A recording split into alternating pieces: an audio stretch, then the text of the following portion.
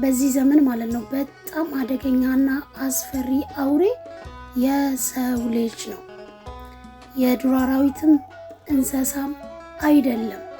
ከእንስሳ ከዱር አራዊት ያልተናነሰ ጨካኝ አረመኔ የሰው ልጅ ነው።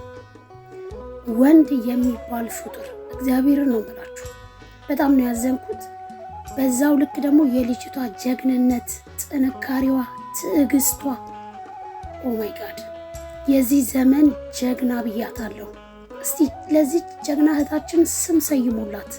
እግዚአብሔርን ነው የምላችሁ ያለማድነቅ አይቻልም። ትዕግስቷ እንደዛ ያደረጋትን ተጋፍጣ ሆን ብላ ተመልሳ ከሱ ጋር አድራ ለማስያዝ የከፈለችው መስዋዕትነት፣ የትዕግስት ጥግ፣ የጥንካሬዋ ጥግ ያለማድነቅ ንፉግነት ነው እና ግን የሱን ጨካኝነት ሰው ልጅ እንዴት በዚህ ልክ ይጨክናል? የሰው ልጅ ለካ ከአውሬ ያልተናነሰ የበለጠም ነው። በቃ አደገኛና አስፈሪ በዚህ ዘመን የሰው ልጅ ነው። ሰው ልጅ ነው ለካ አውሬ። በቃ እኔ በጣም ያዘንኩት እግዚአብሔርን ነው የምላችሁና ፍትህ ለዚች እህታችን። ያላያችሁ ዩቲዩብ ላይ ገብታችሁ እዩ።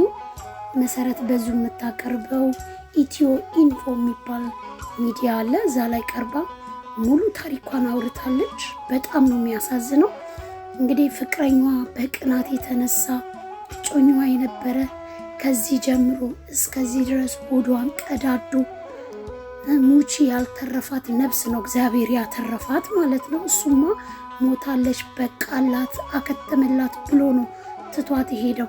እግዚአብሔር ግን አተረፋት እና ለዚህ ልጅ ደግሞ እርዳታ ያስፈልጋታል። የ200 ብር ቻሌንጅ ተጀምሮላታል። እኔም በራሴ የምችለውን አደርጋለሁ። እናንተም ኃላፊነታችሁን ግዴታችሁን ተወጡ፣ እንርዳት። የብር እርዳታም ያስፈልጋታል። ሜንታሊ፣ ሳይኮሎጂካሊ፣ እንደገና ደግሞ የትምህርት እርዳታ፣ ስራ ወደፊት ሊፈጠርላት ይገባል። እባካችሁ ሁላችሁም ከጎኗ ልንሆን ይገባል። የምር እሷን ያለ ማድነቅ አይቻልም። በጣም ጀግና፣ የዘመናችን ጀግና ሴት ናት። አስባችሁቷል? ህመሟን፣ ቁስሏን ዋጥ አድርጋ ድጋሜ እንደዛ ካደረጋት በኋላ አግኝታው አብራ አድራ እሱን ሆን ብላ ለማስያዝ እንግዲህ 8 ዓመት ተፈርዶባታል ብላለች። መጀመሪያ ላይ በዋስ ወጥቶ ከዛ በኋላ ድጋሜ አብረው አድራ ነው ያሳዘችውና ሙሉ ታሪኩን ዩቲዩብ ላይ ገብታችሁ።